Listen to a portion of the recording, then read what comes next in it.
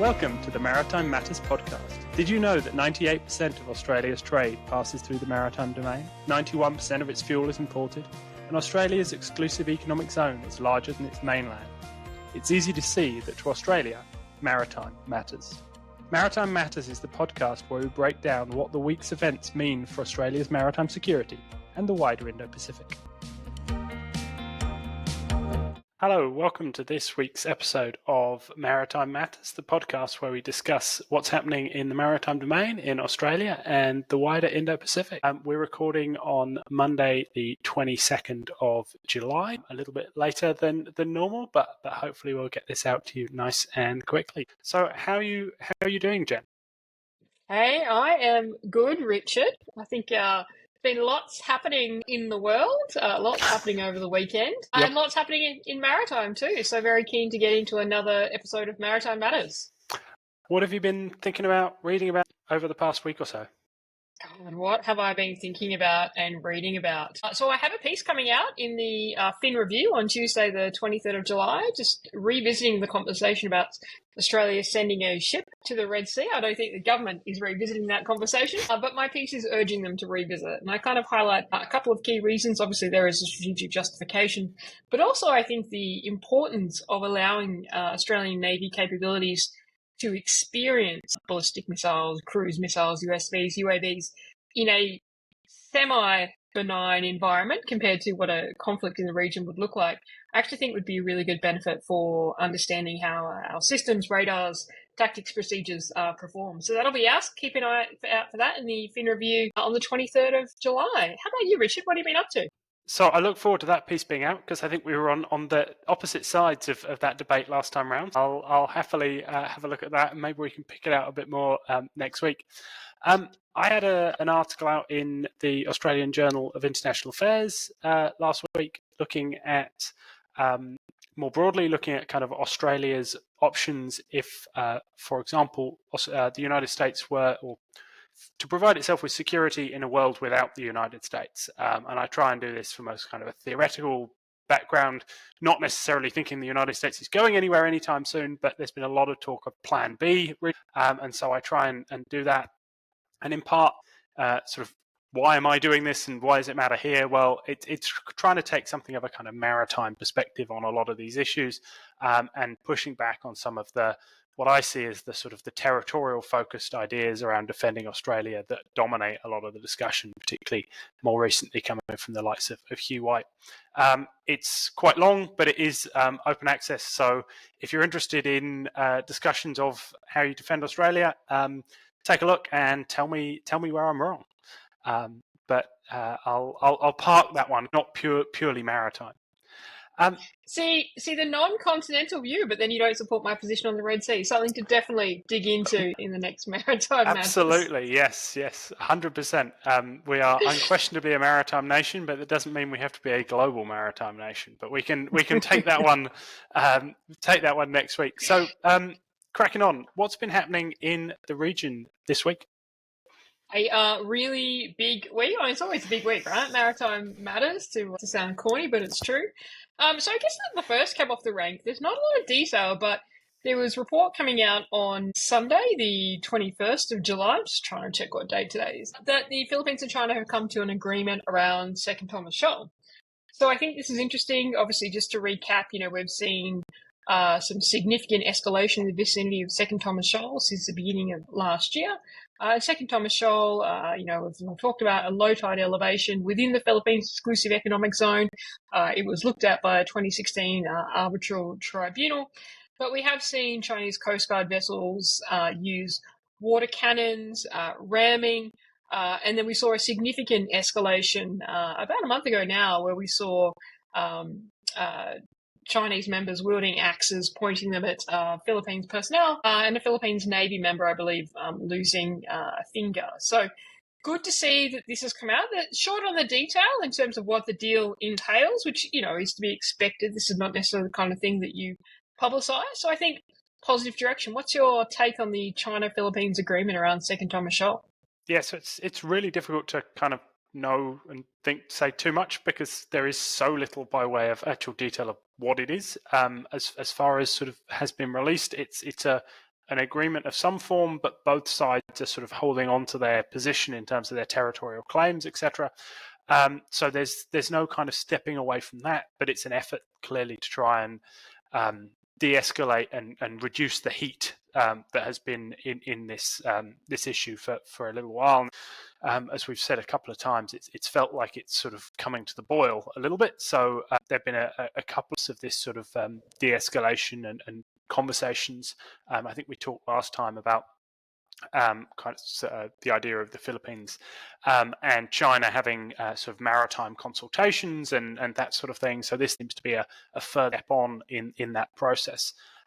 Clearly, a very good thing because, as I say, the tensions were getting to the stage where you felt like something significant or more significant could happen quite easily. Be interesting to see the detail and whether or not everyone sticks to it. It's very difficult, obviously, to know what they're sticking to because we don't know what's actually in the agreement. But at the moment, at least, it seems that both sides see value in stepping back from the brink, and I think that's got to be a good thing. Yeah, so I think the deal is important. We don't know, as you highlighted, much about it. And I think communications is always a benefit, if not for nothing else but the sake of communications. As much as I try and be glass half full on most of things, I think otherwise the world's quite a depressing place to live. I do think about the 2012 agreement between China and the Philippines on the Scarborough Shoal. So I think that needs to remain in the back of everybody's minds as they think about what's happening and the agreement at Second Thomas Shoal. So in 2012, there was a series of explorations around Scarborough Shoal, slightly different to Second Thomas Shoal, but consistent kind of behaviour. There was a series of rumoured cyber attacks from China against the Philippines. China placed economic coercion measures on the Philippines. And so in the end, there was an agreement brokered between China and the Philippines, brokered by the US. And the agreement was something like both countries need to remove their military forces and paramilitary forces from the vicinity of Scarborough Shoal. The Philippines complied with the deal. China reneged on it, and since 2012, Scarborough Shoal, despite being part of the Philippines' exclusive economic zone, has been under China's control. So I think it's positive that we now see this agreement around Second Thomas Shoal, but let's see how it develops. Absolutely. Certainly something to keep an eye on, and I wouldn't necessarily guarantee that this is going to be a deal that's going to solve this problem, or in fact I can pretty much guarantee it's not going to solve the problem, but hopefully it'll provide us with a little bit of breathing space. Sticking with the South China Sea, there's been some quite interesting developments in terms of joint Chinese and Russian naval exercises and patrols, which again are kind of focused primarily in the South China Sea. So there's a naval exercise that's described as or called Maritime Cooperation 2024, which it appears from certainly from the Chinese reporting has a live fire component. This involves 2 Russian corvettes and a Russian resupply ship alongside a Chinese DDG, 2 Chinese FFGs, and a Chinese resupply ship. So a reasonably significant force taking part in naval exercises. And at the same time, and I got a little confused by this, I thought it was all part of one thing, but seemingly separate, there is a joint Russia and Chinese naval patrol going on in the South China Sea involving slightly more significant Russian forces. So interesting both in terms of the sort of growing connection that seems to be sort of more widely between China and Russia, and there's been obviously a lot of discussion, not even so much in the maritime domain, but more widely about that kind of relationship, how the balances are shifting. But I think it's interesting to see it now playing out in the maritime domain in our region, or our region broadly viewed. And also quite interesting that there's this focus on the South China Sea. It is, and I think certainly one to watch. For a long time, we've heard analysts and commentators underestimate the relationship between Russia and China, talking about the fact that they don't particularly trust each other historically, and so people overestimate the amount of collaboration that they are capable of. As much as the historical elements still remain prescient, I think that this increased collaboration that we're seeing, it's not just the year, over a number of years. I think back to 2022, when the Quad leaders, the 2022 the Quad leaders met in Tokyo, and there was a joint bomber patrol that flew past Japan between Russia and China. So this has been going on for a while. They are clearly increasing their interactions, and so I think it's something to watch. And I think as much as we shouldn't be alarmist about it, I don't think that we should underestimate the ability for them to collaborate in the military space just because of their history. Yeah, and it's interesting to see that the continued Russian focus on maritime in the Pacific at a time when obviously their primary resources and primary focus is very much elsewhere. So I guess that's again an indication of the degree to which they value this. Whether or not they'll manage to maintain that, I think is perhaps more questionable in terms of funding and capability, but that's a longer term issue. So I guess moving from South China Sea and talking about kind of the China-Philippines deal and also what's been happening between China and Russia in terms of joint naval exercises, I do think, we talked about at the beginning of the show, but I do think it's time to head back to the Red Sea and in fact the Gulf of Aden and the Indian Ocean to talk about what the Houthis have been up to. Richard, what have the Houthis been up to? So more of the same in many regards, but there does feel like there's after there was an expectation, particularly coming after the largely Anglo-American strikes on Yemen and sort of regular strikes on Houthi targets, there was this expectation that somehow or other this would significantly degrade the Houthis' ability to target shipping in the Red Sea and more widely. That's clearly not happened. And actually, I think we're seeing a little bit of an uptick. I haven't actually run the numbers, but it'd be quite interesting to do that. That's actually something maybe I should. So somebody has done that. Somebody has beaten you to that. And I have looked at them. Yep. So has there been an uptick recently? So there has been an uptick recently. It's probably now consistent with the number of attacks that were experienced in December 23. So an uptick in the last couple of months, but not the highest number of attacks per month, is what I took away from that quick look on the analysis. But maybe you should do your own analysis. I think it'd be interesting because it does speak to this question of the ability to actually degrade these kind of capabilities using purely sort of airstrike and type approaches. But there have been some sort of significant attacks, most notably, and there's a pretty extraordinary kind of video of a USV attack on, and I'm going to mispronounce this now, but what I understand is that the Chios Lion, which is an oil tanker carrying Russian oil to Asia, seemingly unknown destination in Asia as far as I can tell. And there is a huge explosion on this video. If you can go onto YouTube or wherever and have a look, it's quite remarkable. Apparently only very little damage, and CENTCOM indicated that the ship did not request assistance, but it has since then turned round, and there has been reports of quite a significant oil spill in the Red Sea. So ongoing issues here, which are causing, as I say, sort of multiple kind of chains of issues. So obviously we've talked quite a lot about the insurance issues, and we're still seeing questions around shipping and shipping rates, and there's quite a lot of problems there. But even down to stuff like the environmental impact of this is really quite significant, and it's not going away. And I don't think it's going to go away until somebody comes up with a more permanent solution that's probably not going to be achieved by naval means or even military means. So I think this is something that's going to be a problem for some time to come. What are your thoughts?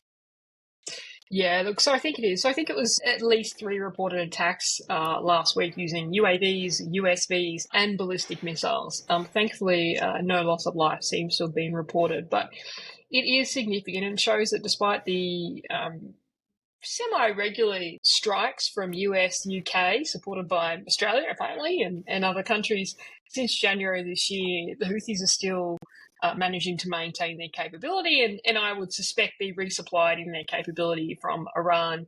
And there were rumours that Russia might look to support them as well. I'm not sure how verified that was.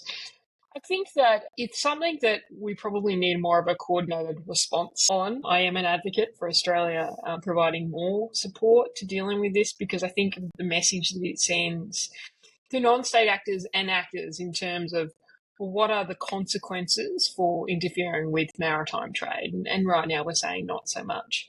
Perhaps the Houthis have bit off a little bit more they can chew over the weekend. So they have also, although less reported on, been conducting attempted strikes against Israel for the majority of this year.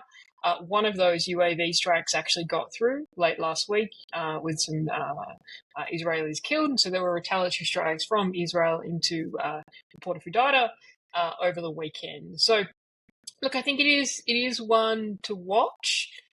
It is having an impact on global trade, and I think that we need to have a bit more of a coordinated response globally in terms of how we deal with this. Yep, not going to disagree with that one, but we'll park our disagreement. I think let's maybe pick at it a little bit next week. Moving on and talking a little bit about capability, something that I've been interested in for a little while now, seemingly is now actually coming to pass, and this is that the US is deploying properly recoverable UUVs, which are to be effectively fired out of a torpedo tube on a submarine. They look like a bright yellow torpedo. You can tell I'm all up on the technical stuff here, right? But they are this idea of having UUVs which can be deployed from existing submarines, so you're not going to need to have major refits and rebuilds of submarines to try and be able to deploy these kind of things. So deploying through a regular torpedo tube, but can also be recovered, that's been the real issue for a long time now. There's been the ability to deploy them, but not then to recover them again.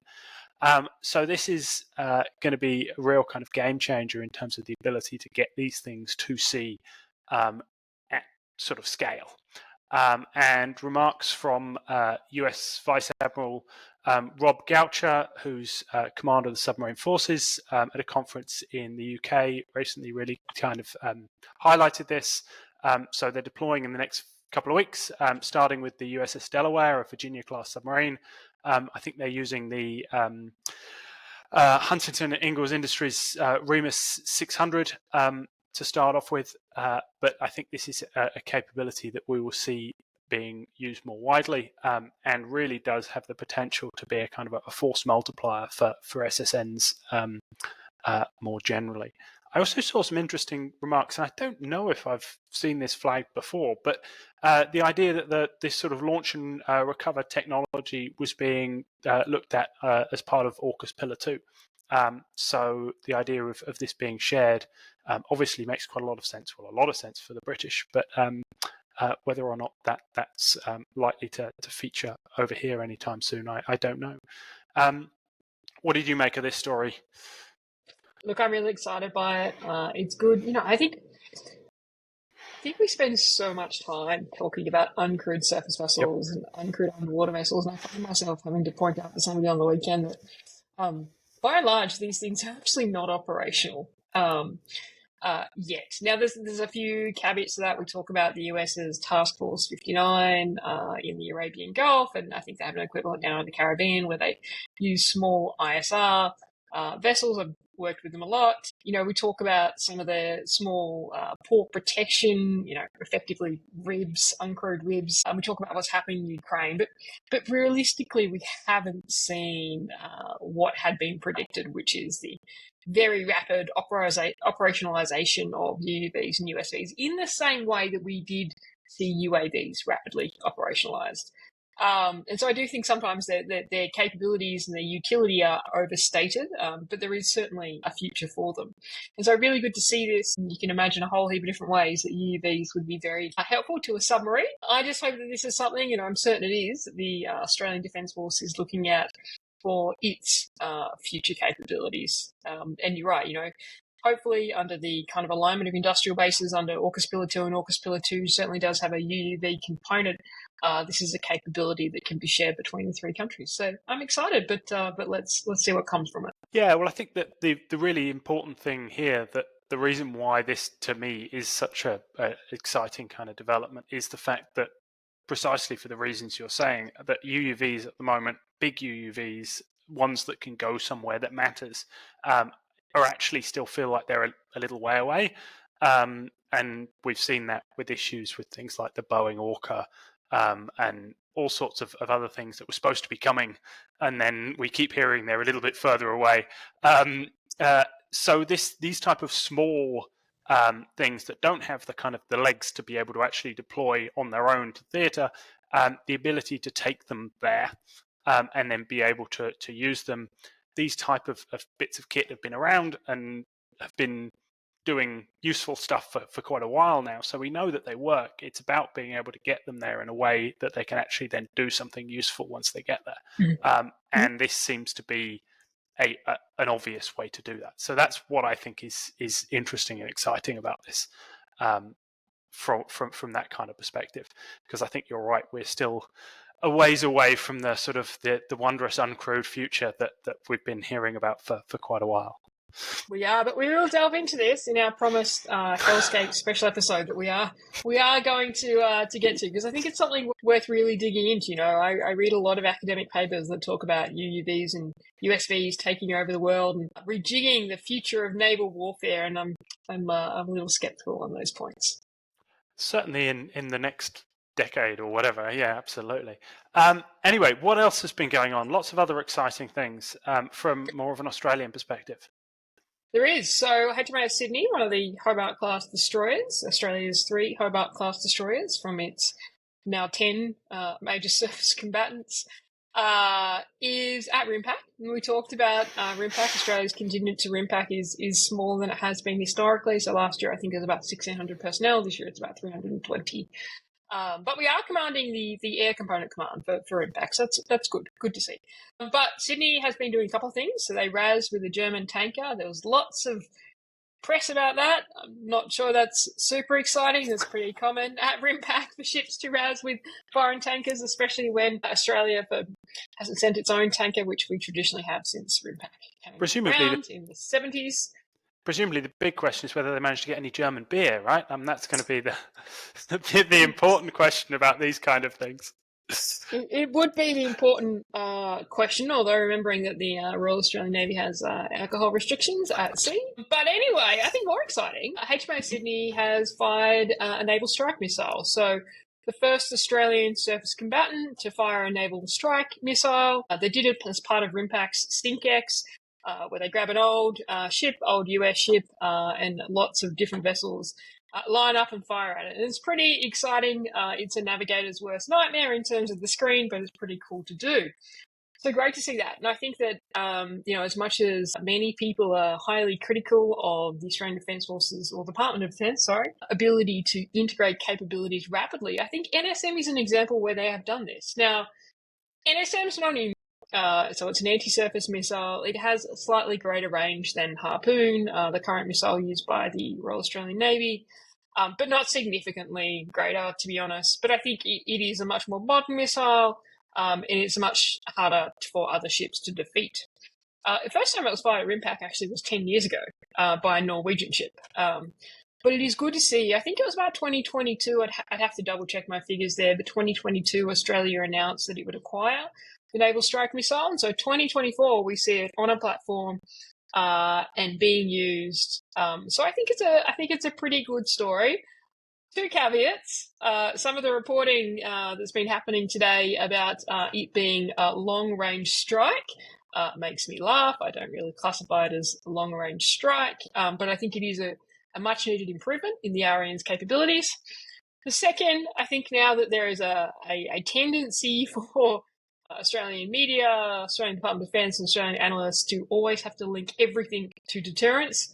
So I saw lots of things about how the Royal Australian Navy's acquisition of the Naval Strike Missile enhances Australia's strategy of deterrence, which I think is a significant leap. But either way, I do think it is a positive story. What do you think? I love this narrative around deterrence. Like, no one else talks about the most basic bits of kit in terms of offering deterrence, right? Soon we're going to be talking about rifles and deterrence, right? I don't buy it. I think it's deeply problematic, but we're not going to go down that route.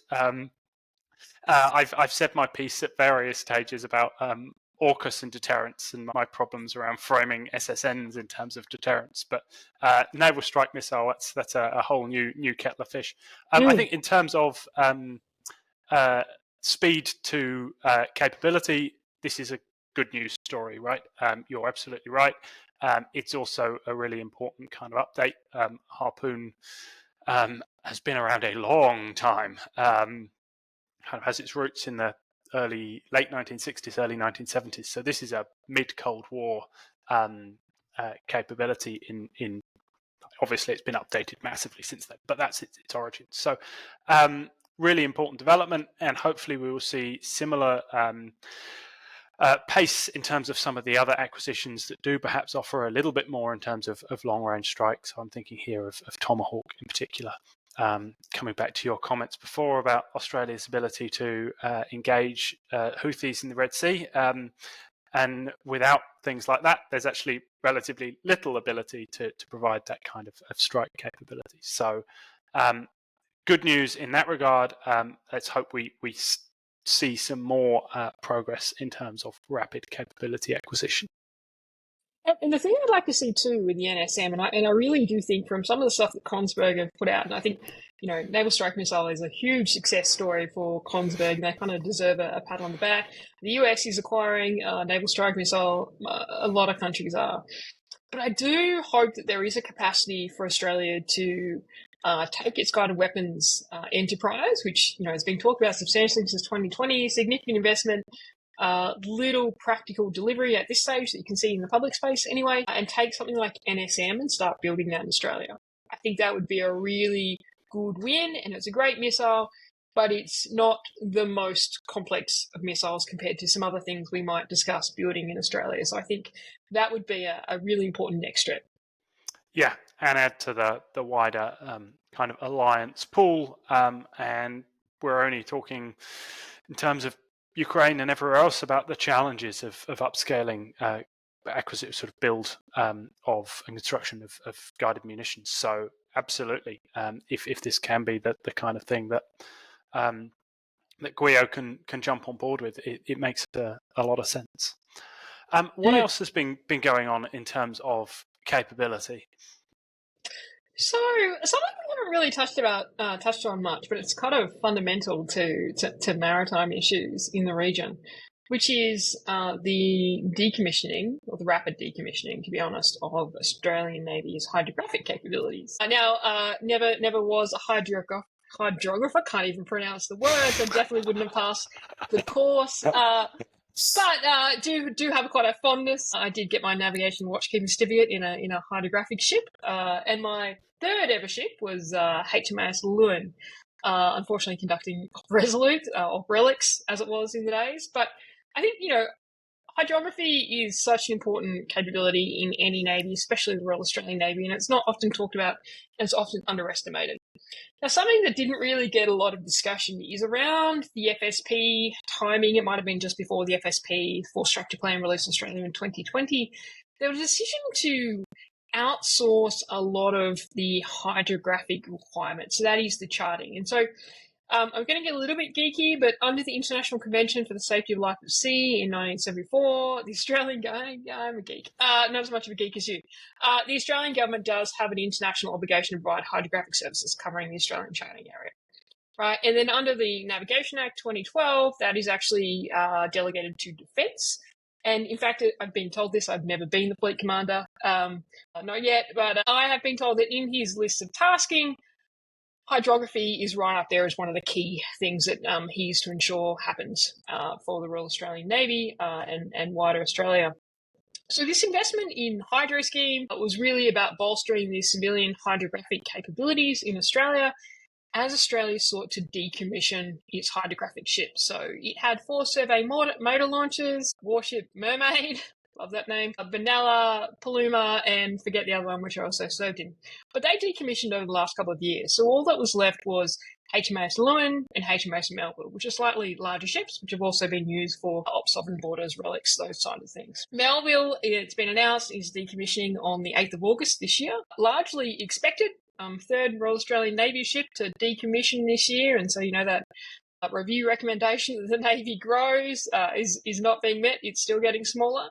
But I think there is a real question about what hydrographic capability does Australia need, what needs to be delivered by defence, and what needs to be delivered in the civilian capacity. And it's not just charting, right? When you think of amphibious operations, hydrographic surveying is a key element of that. And so I think there is a real question about what is the future of this capability. Now, there was, around the time of the FSP, a view that something like the offshore patrol vessels would be used as the future vessel for mine countermeasures, but also hydrography. Now, with that going, the decision for C-19 to move to autonomous mine countermeasures and no vessel on the horizon, I think the decommissioning of Melville really needs to raise a question of what is the capability that is needed and how is that being serviced? And I think we're probably going to find, like in MCM, that there is a gap there. Yeah. What do you think about saying goodbye to Melville?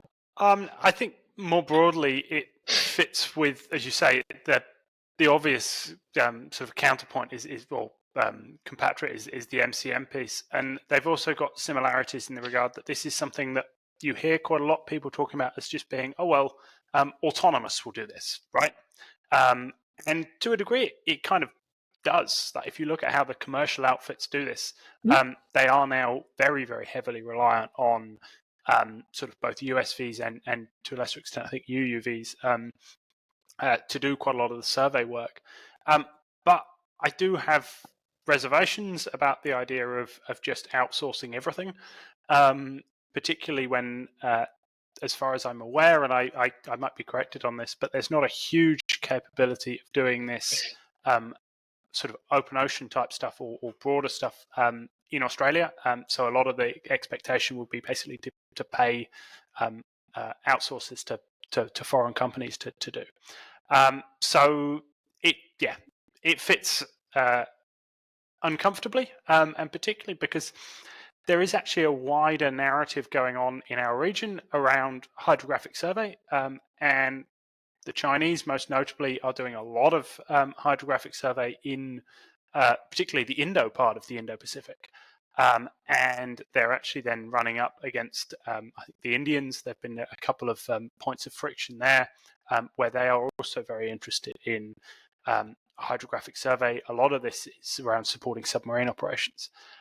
So I think this is something which is beginning to play out at kind of a geopolitical type level. And so again, on that regard, it feels like an slightly odd time to be in what might be seen as kind of cutting corners a little bit in this area.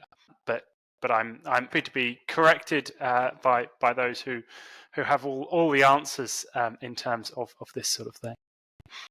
And I am happy to be corrected by those who pronounce the word hydrography. But I do think this is part of this wider conversation, right? And this theme about what are the maritime functions that Australia needs to deliver to support our national security?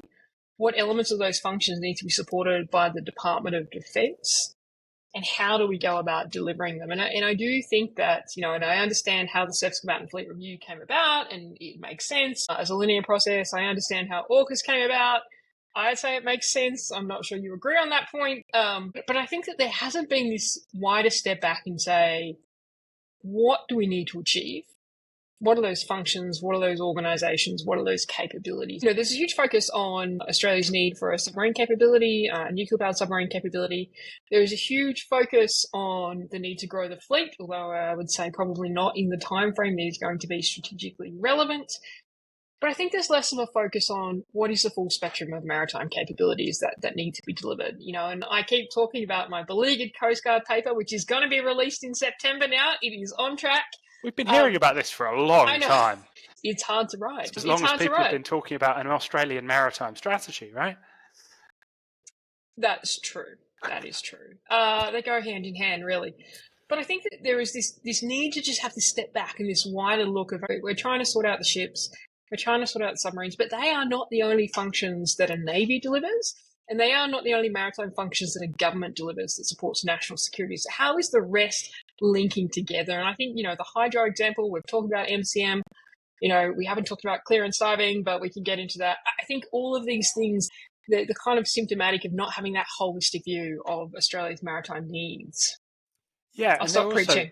feels a little bit like there's questions over the kind of teeth to tail ratios, and this has been something I think that people have pointed out a lot about Western militaries since the end of the Cold War, that we pay a lot of attention to the snazzy, exciting frontline bits of kit, and have eroded away a lot of the capabilities that are necessary to support that, and it feels like we haven't necessarily quite caught up in that conversation here. Well, we have in places things like GUIO, which we've already talked about, is exactly that kind of thing. But I do wonder, we've talked an awful lot about things that fire missiles and torpedoes in terms of the Australian naval kind of capability frame. We've talked a lot less about the wider things that achieve effects in the maritime domain. To use the jargon that then makes me kind of question, what do I actually mean by any of this stuff? But I think that the point broadly stands. Well, I think we are well over time, Richard, so Absolutely. we probably need to wrap it up. Thanks, Richard. It's been a great Maritime Matters. Absolutely. Always good to chat. And as ever, Maritime Matters. Keep